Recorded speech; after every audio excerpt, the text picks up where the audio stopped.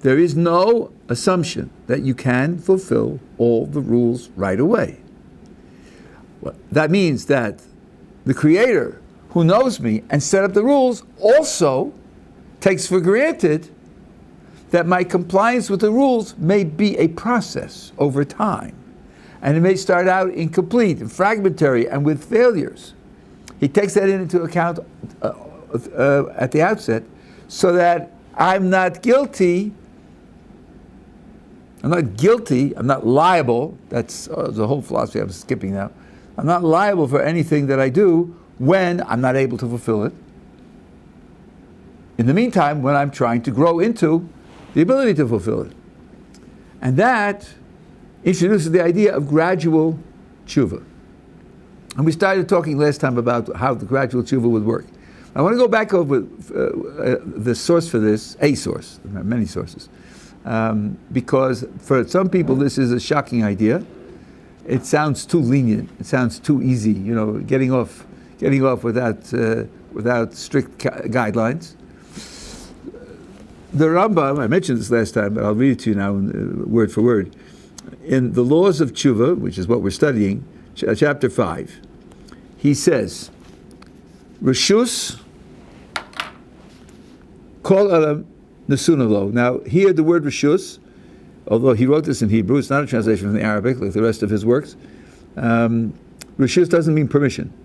It means the capability. The capability is given to each person. If a person wanted to incline himself to a good way, and be a tzaddik, righteous, he has that power. If he wanted to incline himself to a bad way, to be wicked, he has that power. Now, when you'll study our sources and you'll learn to pay attention to the words, you'll realize there are a lot of extra words here. What he should have said is simply, he has the power to be a tzaddik, and he has the power to be a rasha, to be righteous, to be wicked. What is this? Inclining himself to a path and be. What do I need the inclining for? And what do I need the path for? And the answer is, the Rambam is describing a process. He doesn't even say you have the power to get on the path and be. No, you incline yourself to the path and then be. So you're talking about two steps. You're stuck here. First thing you say is, I don't want to be here. This is not a good place to be. I'm going that way. That's inclining. Then you get up and move. You get up and move to a path. Then you walk down the path. And then after you walk down the path, then you can become the tzaddik. This inherently says this is a process that takes time. And he's talking about the power of free will here. The power of free will is not to just do it right. The power of free will is to initiate a process which will lead you to do it right. Okay, here I'm basing this on careful inspection of the words and making use of words that otherwise would be superfluous. But in Hilchos Deos, which are his laws which define and give advice on how to change your character, to institute good character traits, he says it much more explicitly. There he says the following. Character traits, many, perhaps all, but many are structured on a spectrum. You have two failures, which are two extremes, and the good character trait is somewhere in the middle. I say somewhere because it's a long discussion. Somewhere in the middle. So, for example, with respect to spending money, you have people who can't spend money, not even on themselves. There are these cases where when the guy dies, you find that he's living in a hut someplace, living on a mattress on the floor, and the mattress is full of $250,000 in cash. He just can't spend it. He can't buy medicine for himself. He can't buy new clothes. He just can't spend it. That's a sickness, and it's a known sickness. There are other people who can't hold on to money. He gets it, he spends it. That's also a sickness, probably more widespread than the first one. Both are sicknesses. Now says the Rambam, And there are many character traits which have this character: pride versus self-abnegation, anger versus being insensitive entirely. What do you do if you're in the wrong place? Let's say you're one of the extremes. You're the kind of person who can't spend a nickel on yourself. So here's the Rambam's therapy. The Rambam says, first of all, go to the other extreme. You go to the other extreme so as to break the hold of the first extreme on you. That's how you break it. You break it by going to the other extreme. And then, when you've broken the original hold, then you can gradually move towards the center, towards the good character trait. Now think what this means. If he's in one extreme, he's in a bad character. The first step in therapy is to go to another place where you're also in a bad character. You're also failing. Well, that takes time. Clearly the Rambam is not picturing a person and say, I'll just be good because I have free will. So the Rambam is telling us that to achieve the ideal of character building or the ideal of performing the commandments, that is a process that takes time. And in the meantime, since that's the way HaKadosh Baruch Hu created you,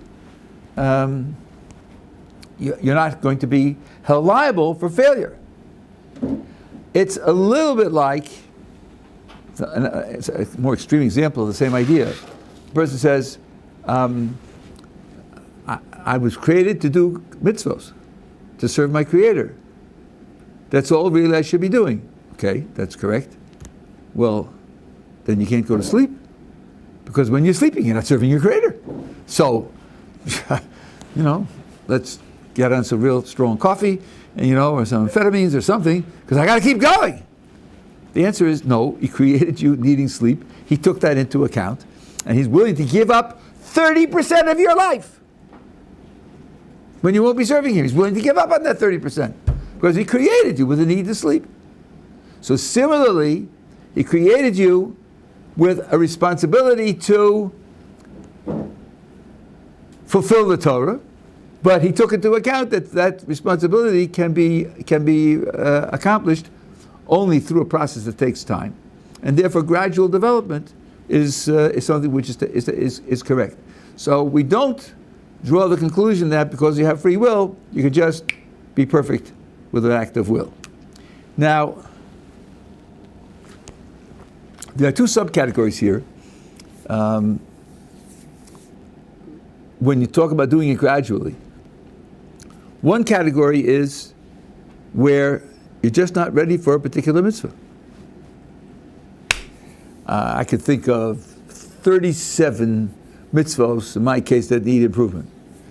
I haven't got the strength or the energy to apply myself to 37 separate projects. So I make priorities.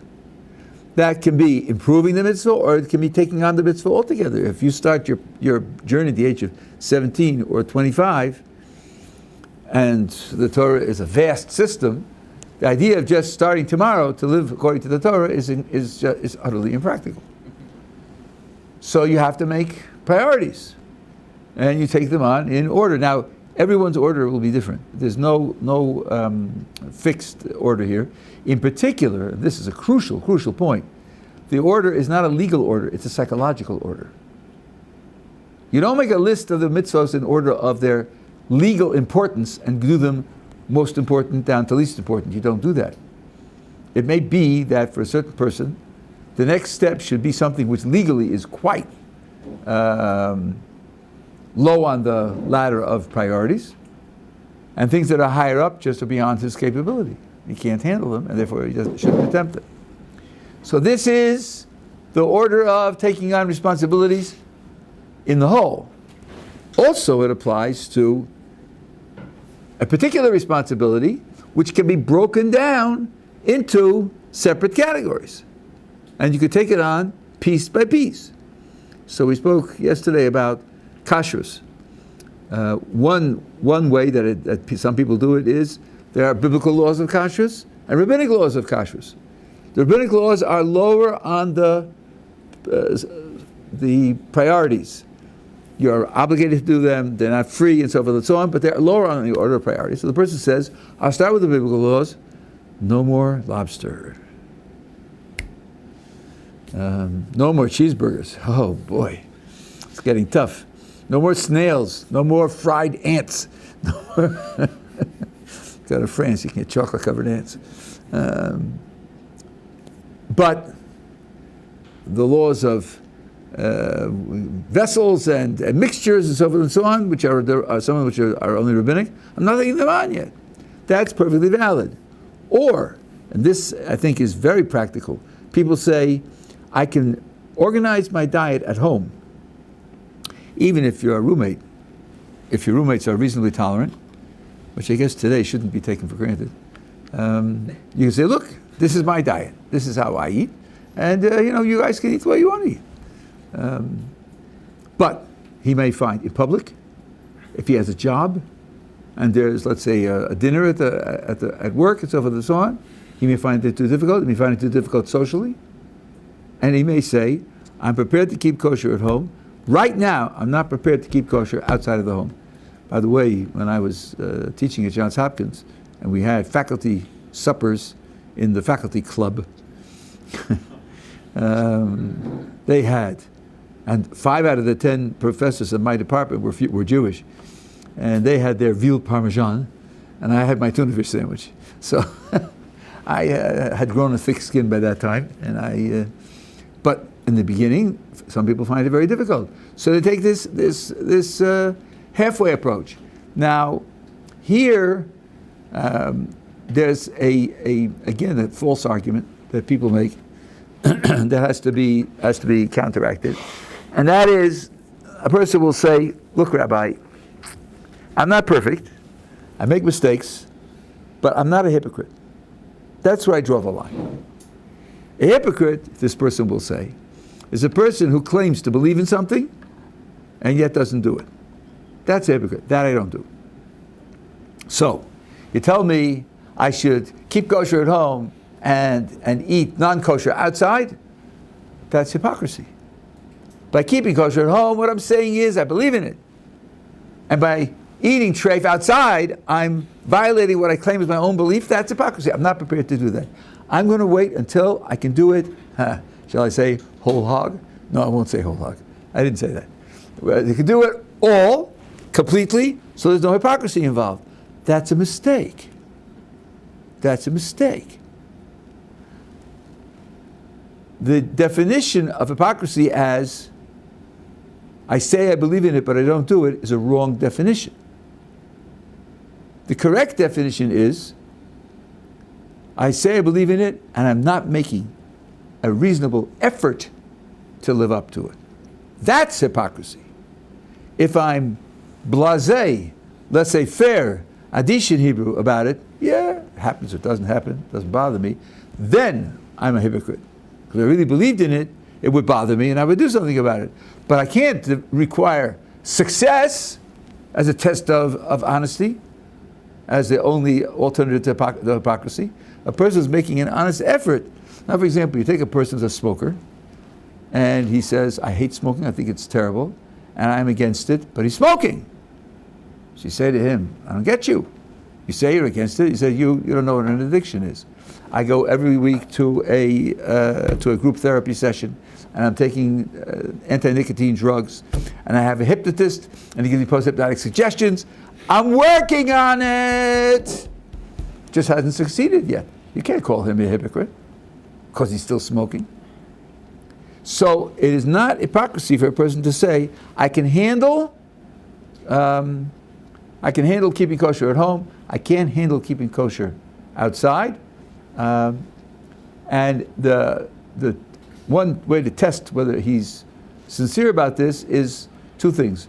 First of all, he preserves the integrity of his intellect. He doesn't start thinking up excuses. Oh, if God knew about sushi, then he would never have said that this kind of fish is treif. Poor God, they couldn't anticipate sushi. So, so therefore sushi can't be really under the kashrus rules and so on. That's intellectual suicide. You have to be able to live with what they call cognitive dissonance. You have to be able to live with a consciousness that what you're doing is wrong. And keep that consciousness alive and fresh, even though what you're doing is wrong. And that's a struggle. It's much easier, smoother to create a rationalization and give it up. No, you have to live with that. That's strong. And you should pray to God for more strength. Prayer is something that for a Jew is ubiquitous. It applies in every circumstance in life. You should pray to God for more strength to be able to do better.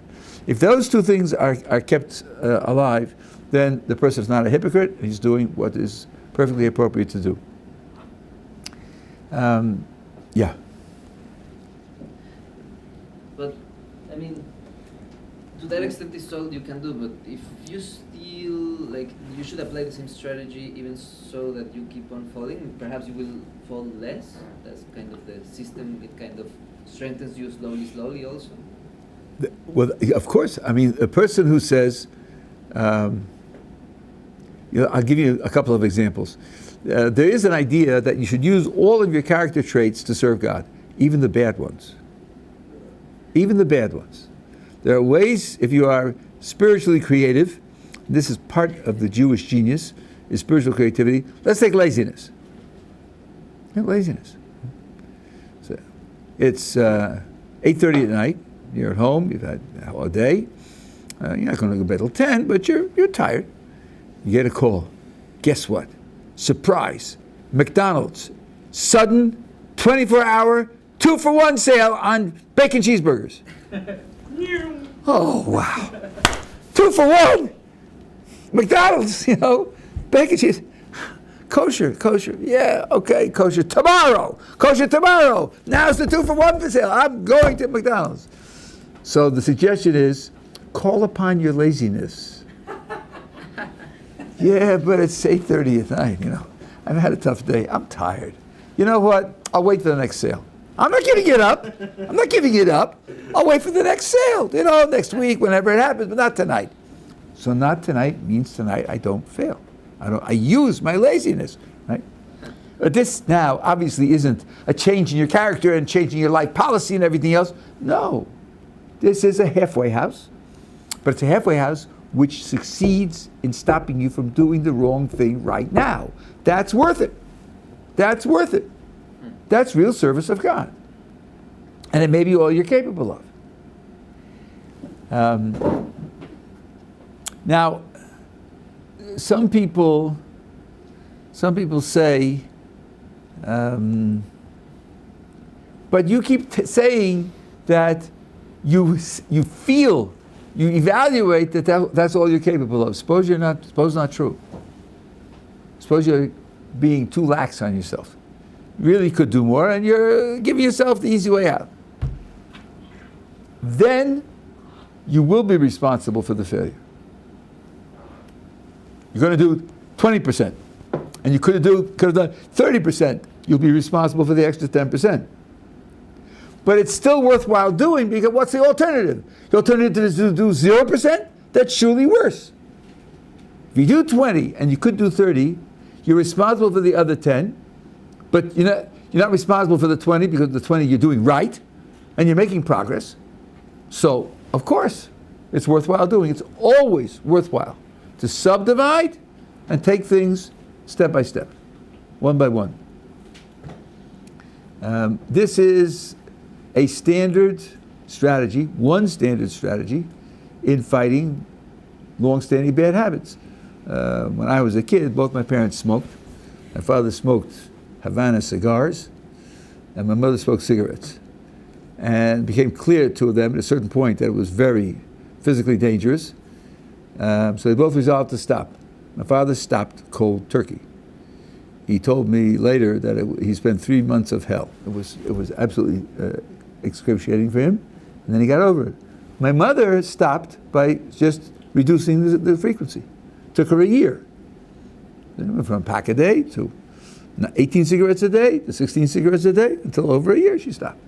They're both valid strategies. And if you have that kind of strength, my father's case was extreme. He got cramps in his legs, and he went to the doctor, and the doctor said, if you keep smoking, in 3 months we'll put you in a box. So he stopped right away. He didn't want to die.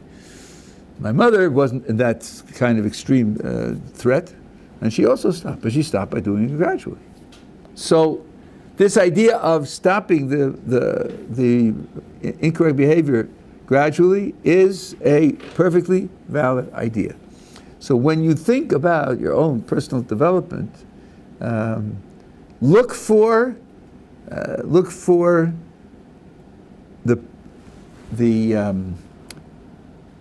progression that you can live up to, which will take you eventually to your goal.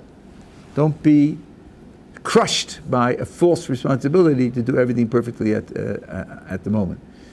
And as is suggested, not only in psychology but in our sources, where it makes it much more valid, you can give yourself intermediary rewards.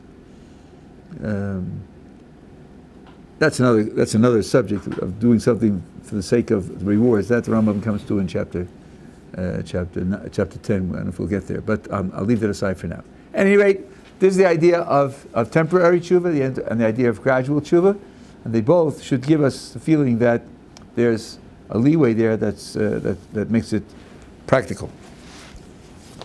Okay, we'll go back to chapter 2.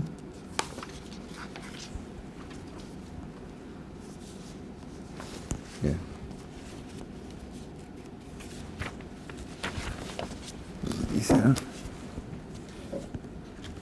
Who doesn't have? I think no. They give them all back. So.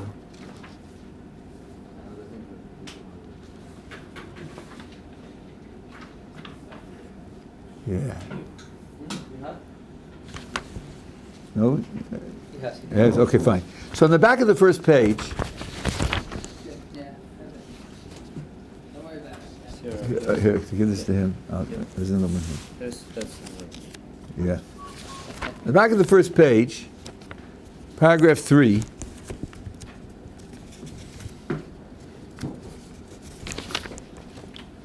We said that there are 3 parts to tshuva. One is correcting your behavior and resolving to do the right in the future. One is regret, and the other is confession.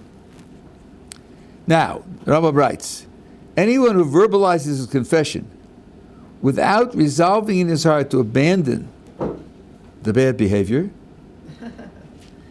can be compared to a person who immerses himself in a mikveh while holding the carcass of a lizard in his hand. His immersion will not be of avail until he casts away the carcass. In other words, there are certain things in the world that make you tummy. The word tummy means roughly that you are disqualified from contact with certain things that are holy. Sometimes it's translated as polluted. That gives it a physical connotation, which it probably doesn't have. But that's the best definition, which is the definition I heard from my first wife, that, for example, certain types of tumah, you can't go into the temple, you can't eat consecrated foods, a Kohen is not allowed to become tummy in that way because it will prevent him from going to the temple doing the services. There are all sorts of applications to the idea. And the way that you remove this spiritual impediment is by immersing yourself in a mikveh. That means totally immersing your body in water. There may be other things you have to do, but mikveh is always required. So now, one of the things that communicates tumah is the carcass of a certain type of lizards. 8 different families of lizards. So he touches it, it becomes tummy. And if he wants to purify himself, he goes into the mikveh. What happens with this poor fellow who's holding onto the dead carcass and he goes to the mikveh? Well, the whole time that he's in the mikveh, he's touching the thing that makes him tummy. So going into the water doesn't do anything. Is it pollute the mikvah, or the mikvah still? No, you cannot. Mikveh mayim yeh tohar. A mikveh of water has inherent purity and cannot become defiled. Nothing can happen to it. In fact, we wash dead human corpses in the mikveh, and it doesn't do anything to the mikveh. It's an explicit verse. Absorbs nothing, that's the point, water. I'm sorry? It absorbs nothing. I don't of get you. tumah. The water doesn't absorb tumah at all. The letter? The water doesn't absorb. Right. No. When it's in a mikveh. Yeah. When it's in a mikveh. When it's separate, it could become tumah. But when in a mikveh. Mikveh mayim yeh tohar. A gathering together of water will be holy. That's will be pure. That's it. Okay. So now, so he says, the person who says, I'm not going to do this again, and in his heart he thinks, yes, I am. He's just playing. He's just saying words, right? That's not going to constitute tshuva because the words aren't true. This is not play acting. This is not practicing your Hebrew pronunciation. What about to fake it till you make it? I'm sorry? What about to fake it till you make it?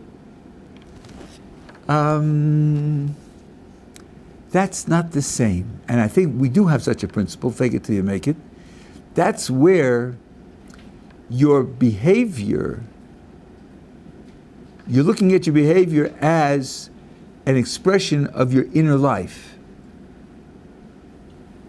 And you know for sure that although your behavior seems to describe you as being X, you know that inside you're not X.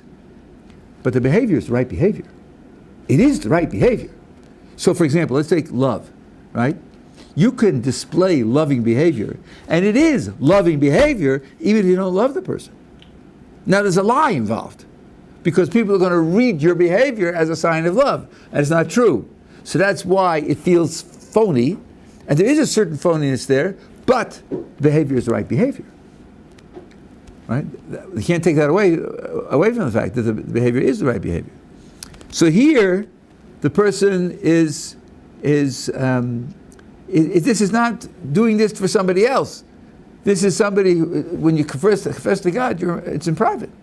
You don't say it out loud. You say it to yourself. Usually, we'll talk about that a little bit later. But you can do this in total private. So it's not a question of other people reading you and fooling them into thinking that you're something that you're not. You can't fool yourself, although that's very tricky because to say you're fooling means you know it's not true, and then to say you fool yourself means you think it is true, and that's hard to spell out. At any rate, he says that saying I won't go back to it when knowing in your heart you will is like going to a mikveh holding on to a dead carcass. That's a statement in the Talmud, and he brings it here, and it's a very famous statement. One of the commentaries on the Rambam, on this text, asked the following question. The Gemara is using a picture of a guy goes to a mikveh holding the dead carcass. Now why is he going to the mikveh? Why doesn't he just take a shower? Because he knows that a mikveh creates purity. That's what a mikveh does. That's why you go to a mikveh. So you want the body to become pure? Well, one second. He knows that's what it does. But then on the other hand, he knows very well that if he's holding on to the dead carcass, he won't become pure. So this commentator asks, are we talking about an insane person here? What kind of person is this? This is your question. The question that you were asking. Right? He asked this question. What's going on in this person's mind? And this is what he says. He's a person who wants to be pure. He wants to be pure. And he knows the mikveh is the place where purity lies. So he gets into the mikveh. He wants to let go of the dead carcass. He wants to. But for whatever reason he doesn't. It remains tamei. And wait a second. And this commentator says that's not zero. That's not zero. Don't read this description as if it's utter foolishness and utter futility. It's not true. It doesn't do the job. He held on to the carcass. He's still tamei, but it's not zero, and he wants to apply that here as well. Why is he saying the words? He's saying the words because he knows when you do something wrong, this is what you're supposed to do. That means he knows he's done something wrong. He knows that. That's not nothing. Many people rationalize and pretend that it isn't wrong. He's not doing that. He knows it's wrong. That's, as we say in Hebrew, that's a madrega. That's something that's worthwhile. So he wants to say that that's the implication here. I think that this is very unique. Very few people know this. There's a wonderful sefer called Sefer Teshuvah by Dayan Yosef Cohen, Zichrono Livracha. He was a judge on the rabbinical court here in Jerusalem. And in his spare time, he took this text and he gathered together all of the Rambam's contemporaries and put quotations from their work side by side with the Rambam. And then he took a digest of later commentaries and put them also on the page. Originally came out in 3 volumes. It's mamish an encyclopedia of Teshuvah. And he brought, one of the commentaries he brought makes this point, which I think is a very, very deep point. That it's not nothing, it counts. And there's actually a Meiri that supports it. Now, you wanted to say something? No. The Meiri talks about Bilam. Bilam wants to go and curse the Jewish people. And God says to him, no, you shouldn't do it, it can't be done, it's impossible. Bilam is bullheaded. He's going anyway. So God sends him an angel to stop him, and the angel causes the donkey he's riding to rebel against him. And the donkey sees the angel and Bilam doesn't. Till finally, he sees the angel, and the angel says, what do you think you're doing? You're going against me. I came to make it impossible. And Bilam says, Chatasi, I've sinned. I didn't know you were there, and now if it's bad, I'll go back.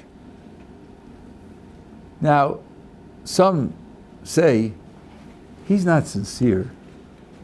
After all, you see an angel standing in the way with a sword outstretched, and he says, the way that you're going is against me. And Bilam says, oh, I'm sure there's a message here. I wonder what it is. Could you tell me whether what I'm doing is right or wrong? Just give me instructions. Shall I continue to go or shall I go back? So really, Bilam, you're not 6 years old and you're not mentally impaired. The angel standing with his sword outstretched, you don't know whether it's right or wrong? So says the Meiri, he knows the right word to say. He knows you say Chatasi, I've sinned. That's what he knows. That's not nothing. That's not nothing. That's not brazen. Lahavdil or not. But André Camus, one of the great French philosophers of the middle of the 20th century, one of the founders of existentialism, said, if there is a God, I spit in his face. That's a madrega. That's a level of a perversity that, Now, why the French did that, it's all ignominious, it's all low class, they lost the war in a very bitter, disgraceful way, and half of them cooperated with the Nazis. They concluded that there are no values, and there's no truth, and there's no real justice, and everything's random and meaningless. That's the conclusion that they drew. But Bilam is not saying that. He's not saying that. Under these circumstances, when God said this, and this is what I'm doing, the thing to say is, I've sinned. That's not zero. It's not zero.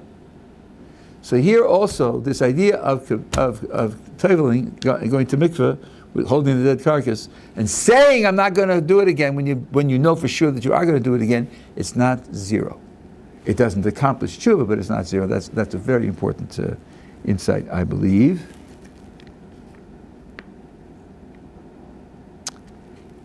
And then he says, again the Gemara says it, when you confess, it's not just simply enough to say, I have done wrong. You should say it in detail. Now, of course, you may not remember all the details, and in the Yom Kippur liturgy, you say that. I've detailed for you all the ones that I remember. The ones that I don't remember, I hope that you will treat them as if I had detailed them. But human memory is frail, and people make mistakes. But you should make the confession in detail. It's a part of taking full responsibility. You say to your employer, I haven't behaved towards you as I should have. You don't say that you've defrauded the company out of money and you've maligned the company to somebody else and revealed company secrets to the competitors. And, you go into detail, your whole attitude towards it is very different from simply saying, I haven't been perfect. The mitzvah is to confess in detail to the extent that you can, and if you do that and you do resolve to change, then you have done tshuva.